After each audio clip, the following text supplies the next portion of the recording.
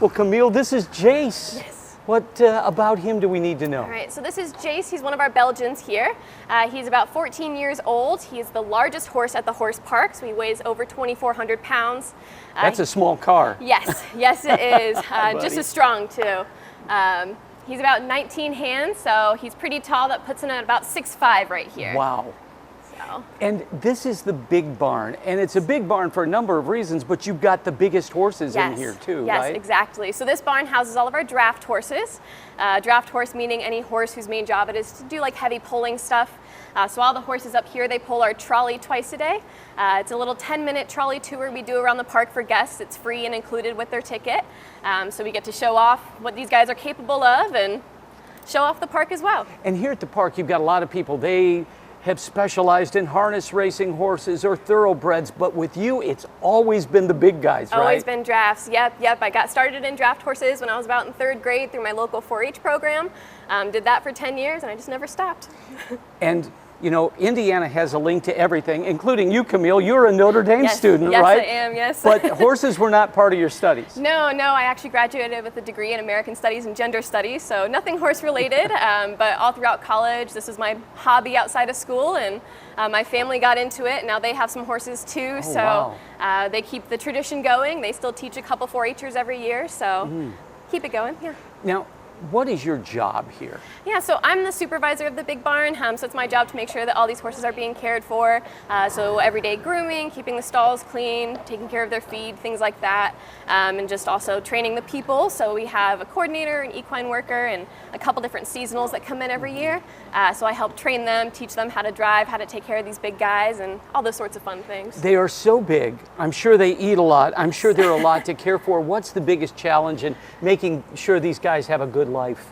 Yeah, so here at the horse park, these guys are pretty spoiled. They only have to work for about 30 minutes a day. Oh my. So we like to make sure that, you know, they're still getting fit and keeping trim, you know, got to make sure they're all in shape, so for their trolley rides. The biggest challenge, I would say, is just making sure that since they are 2,000 pounds, that they are out of the way for our guests. We have a lot of guests that visit our park, of course, and they need to meet the horses, but they also need to stay safe. So making sure that everyone is where they're supposed to be. Some of the other horses, when you go to a barn here at the horse park, you can feed your horses treats. That's not so much the case with these big guys, right? Yeah, exactly. We don't want them to get in the habit of thinking that a hand by their mouth means a treat, because then they'll start kind of nipping at people, and we don't want them to be mouthy with the guests. So not to worry, they do get plenty of treats. We just always make sure that it's going in their feed pan or outside in their pasture. So. What's the most wonderful part of this job for you? Yeah. I really enjoy working with horses. There's something to it that makes you very intentional, right? You have to be in the moment when you're next to a horse that's 2,000 pounds. So every time that you're here, you're very present, you're doing the work, and it feels like work for the greater good, right? Because you're helping a horse that can't necessarily help you back in those same terms, but they do show you appreciation and love in those ways, in their own ways. So I think it's really nice to be able to have a job where I feel like I'm helping. Yeah. Tell me about Jace's personality. Yeah, Jace, he's got quite a big personality. He likes to think that he's a big tough guy, but really he's a big softy at heart. So draft horses are known as gentle giants, and I'd say that is very true for all of ours in here. So they're pretty laid back, very easygoing, easy to work with, which is bred into them, right? When you have a horse that's 2,000 pounds, again, you want them to be easygoing. So you can see now he's just looking around, checking out what's going on. And is he ready to go out now? Yes, yeah, they are getting ready to go outside here. It's our weekend here at the horse park. We have Monday and Tuesday off. Well, the horses have Monday and Tuesday off. So they get to go out in the pasture for a couple of days and enjoy being a horse. Well, hello, Hillary. Hi, how are you? What is a girl from Hamilton Southeastern High School doing with a 2-time Breeders' Cup Sprint champion? Oh man, I'm the coordinator here at the Hollow Champions for the Kentucky Horse Park. And this is Roy H. He's a 2-time Breeders' Cup Sprint winner and 2-time Eclipse Award Sprint winner. And how did you get here? I moved to Kentucky after I graduated college, so I became an exercise rider for about 10 years. Wow. And then when I retired from that, I came here. Yeah. Well, he has quite a history. Yes. And he is one of the stars of the Kentucky Horse Park right now, isn't he? Yes, he is, yes. Everybody loves him. He loves greeting people, and he's just very friendly and outgoing, and his personality really suits the horse park. What is it about horses that have drawn you to this industry? I just love them. You know, they're kind of like therapy, and they give you, you know, you just always have to be there for them, and they keep you busy and all that kind of stuff. So he has an incredible past. Yes. And how did he end up here after such a successful career? So he last raced in 2019, and then he became a stable pony for his trainer Peter Miller. And then after that, 2020, he retired from that, and then he came over here to the horse park. What is life like for him? What's his daily routine? So every day we bring him in about 7:30 in the morning, and then we feed him breakfast, all that kind of stuff. We get him cleaned up, and then he gets to greet guests all morning and all that kind of stuff. We let him hang his hat out, and then he shows a couple times a day. So we'll take him into the pavilion, and he'll do a show. And so he's a busy guy. Yes, he is. What's he do in his shows? So we just bring him out and set him up so people can take pictures of him and get to see him up close and all that kind of stuff. Yeah. When people see him, I'm sure there's a real connection they feel. Yeah, right? Absolutely, yes. What does your career look like in the equine world? What was it that drew you to that, from Fishers, Indiana to here? So I moved down here after I graduated college. Where'd you go to school? Oh my gosh, St. Mary of the Woods. Okay, in yeah, Southern Indiana. right. Yep. And I got a degree in equine training and instruction. And then I galloped racehorses for about 10 years after that. The day I graduated, I moved down here to Lexington. No kidding. Yep. What has the horse park meant to you working here? Oh, I absolutely love it. It's just fantastic. We have a lot of fun. You get to meet a lot of people. Every day is different, and we have the best horses. You know, they're so sweet, a lot of character. Hey, buddy. And they're really fun to work with. Now, you said he's already had a meal for today. Yes. But is this like third lunch here down by my feet? Yeah, absolutely, yeah. Hey, Roy, you're a great guy. So if people want to see him, how would they go about doing that when they come to the park? So the park's open Wednesday through Sunday every day. You know, you're my kind of guy. When you're hungry, you're hungry. I get it. Oh my gosh. I'm there too. I eat in front of people too, but like Roy H., I inhale. So, that a boy. What is it that you want to share to other people about the passion that you have for horses? I love getting to educate the public about them, and you know, getting to see people walk away with a new interest in horses, and you know, a desire to go out and learn about the history and you know, all that kind of stuff. Is there a more common question that people have? Are there common questions that everybody has? Yeah, everybody wants to know why we have double fencing, like that kind of stuff. A lot of the thoroughbred farms around here have double fencing, so they're curious about that. So it's just to keep, like, this is an old stallion barn from the 1890s, this barn in particular. And so kind of traditionally it's to keep the stallions separate from each other, and it's also for quarantine reasons. Well, it has been a joy being here with you and with a two-time Breeders' Cup Sprint champion, Roy. My pleasure, buddy. My pleasure. Thank you. Thank you. Kathy, what is it about this wonderful barn that is such an attraction here at the horse park? Well, here at the Breed's Barn, it's a unique experience for all of our visitors. I don't think there's any other place on earth where you can see so many different breeds of horses from across the country and around the world. Not just that, but the ability to touch them and engage with them. And it's also a very entertaining process as well. You know, people of a certain age know the part of the song, a horse is a horse, of course, of course. But they are different, aren't they? Absolutely. You look back through history, horses became different types of breeds because we needed them to do different jobs. So when you think about a horse like a Clydesdale or a big draft horse, they're made to pull heavy things. They need to have a temperament that's easygoing, laid back, because you don't want a 2,000-pound horse that acts like a pony. Sometimes have a little bit of a sense of humor and tend to be very intelligent. But you think about all the different jobs that horses did throughout history, and they exist because of selective breeding. That means that we decided which mom horse should spend time with which dad horse. Now, even though they're all different, they have to have a pretty unique personality, all of them, to be here in this barn, Absolutely. right? It's a very, as I mentioned, very unique experience, not just for the visitors, the human visitors here, but the horses who spend time here. The vast majority of our horses are on loan from individual private owners, so we're able to get a nice rotation in. Horses need to love people. They need to enjoy being touched, being pet by our visitors as well. and to do pretty much the same thing every day. So when you bring a horse here, do you put them on trial or just see how they like it, or how does that work? When horses come in, they get, of course, a vet check to make sure physically they're sound and healthy and okay. The next most important step isn't really a test, but we have to make sure they enjoy living and working in this environment.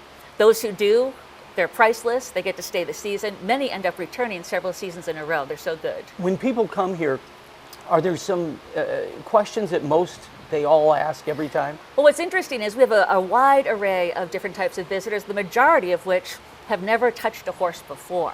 So they've got every question you can imagine. And that's one thing we love around here. We love questions. We love answering questions. We love engaging with our audience as well. I would imagine one of them is, do they bite? Yes. And what we say is anything with teeth can bite. And we also show people the way to avoid getting bitten by a horse. We joke that the best way to avoid that is not to put your hand inside the horse's mouth. So, but if you keep your hand above the horse's mouth by the nose, you don't need to worry about getting bit. Now, you put on a show, and it's a real show here. Absolutely. You write it, Yep. you produce it, you're the music announcer. together. What's that experience like for the folks here? It's always a very enthusiastic and entertaining experience. I bring a lot of energy to the show, and together with all the equine performers and all the hard workers behind the scene, we try and make it different every time, but also a kind of show that people know what to expect as well. What drew you to the horse world? Well, I've always been enthralled with horses. I didn't grow up with horses, real horses myself. I had, play horses, briar horses, that kind of thing. I joke that my very first horse was a quarter horse. He was yellow and lived outside the supermarket. That's a great line. But I always followed that passion, and I ended up here, and not being a rider, the way I could express it the best and just show my passion for the horse was in the particular job I have here. So what do these horses mean to you personally working here? Personally, they're co-workers, and they're an incredibly intrinsic, important part of the job. Some of them become almost like good pals because you've known them over time. You are good. One take Kathy, they call them around That's here. awesome. Lee, almost 50 years ago, this place was established, and what a legacy for the state, right? Yeah, this really came about because we wanted to share our love for the horse with our tourism guests. Back in the late 60s, horse farms kind of closed their doors, and so Kentucky, Lexington said, hey, if we're going to be horse capital of the world, we need to provide an opportunity for guests to engage with a horse. And so there became the Kentucky Horse Park, and here we are almost 50 years later. And in that nearly 50 years, there are people who have come here that have never seen a horse up close, touched a horse, but I'm sure that's made a big difference too. It really has. I mean, we recognize that for our, some of our million-plus guests that come through our gates, that we're their first experience with the equine community. So what we try to do is create a special experience for them that might develop into a lifelong love of the horse. We believe that there's a connection between the head, the heart, and the horse. So we try to find those connection points for folks to create memories with. What is it about horses that just people fall in love with them? What is it? They're just great companions, right? And if you feed a horse a treat or you have the opportunity to pet, they're just going to love that, and you're going to enjoy that. I had the opportunity this morning. I was out here with one of our events, just to stand there and feed a horse treats, for 5 minutes, and you can just tell how excited they are to be affectionate and loved on. And so again, creating those experiences or memories to last a lifetime. This park is more than just tourism. It's a lot more, right? Yeah. There are four main components to our park. Where we're at right now is the tourism side, where the guests come in. We have a competition side of the park where we run competitions, practically year-round, but heavily from about March through Thanksgiving. Then we have an office park. We have over 500 people that come here every day to work in their organizations. And then we have a campground, so folks can come and enjoy our campground. We have the largest campground in the state with 260 paved RV parking spots. And so, we've got something for everybody. It just kind of depends on what your interest is. And the competition part is a huge part because that's what brings in people from around the world to really, this means a lot. It does. I mean, we've got, some of our signature events, Briarfest brings in over 30,000 guests from all over the country. This week I've seen folks from, Canada, from California, from Georgia, Florida, all over for Briarfest. We have the Defender Kentucky 3-day event that brings 80,000 spectators to the park. We have the National Horse Show that's here in November, which is the longest running horse show in the country. It started in 1883 in Madison Square Garden in New York. and came to Kentucky in the early 2010, 2011. And at about that time period, the World Equestrian Games came here, that competition. One of my sons was in college down here at the time. What did that do worldwide for the reputation of this place? You know, Kentucky was known before that, right? But the World Equestrian Games really put us on a different trajectory, because that was the first time that those games had been held outside Europe. So to come to Kentucky, which is the only dedicated theme park for equine, was significant. So at that time, there was a lot of infrastructure investment into the park. We built 2 new stadiums, upgraded our roads, some other infrastructure things. And so it really put us on a different level. And I say to folks all the time, you know, whether you're an equestrian or not, in the equine community, you know, coming and competing at the Kentucky Horse Park is like going and playing at Boston Garden or Yankee Stadium. You know, it is that historic place. And so there's an aura when folks come in here to compete that is just magical. What's your best advice for people wanting to come and visit and tour? Yeah, the best advice there, again, just check out our website, kyhorsepark.com. Just kind of make sure, because we do have some changes depending upon the time of the year. We've got a winter season, we've got a summer season, but you know, just plan to come and enjoy, you know, visit our International Museum of the Horse. Go check out our Parade of Breeds that celebrates all the different breeds that we have. Go to our big barn where our big horses are. You know, Jace is our largest horse at, I think, 19.3 hands tall, 2,400 pounds. So it's a big horse, but then you can go up to our breed show and see a mini. So, you know, we've got them at all shapes and sizes here. You know, when you're coming down on 75, you know you're close because you see the black fencing. That's right. And it's not just along 75. How many miles of fence do you have? So we've got 36 miles of black 4-plank fence that runs around the park. So we are a working horse farm, right? So we've got to maintain fence. We've got about 75 horses that live here year round. So, but yeah, we got a lot of fencing as you come through. What are the most common questions people ask you when they come here?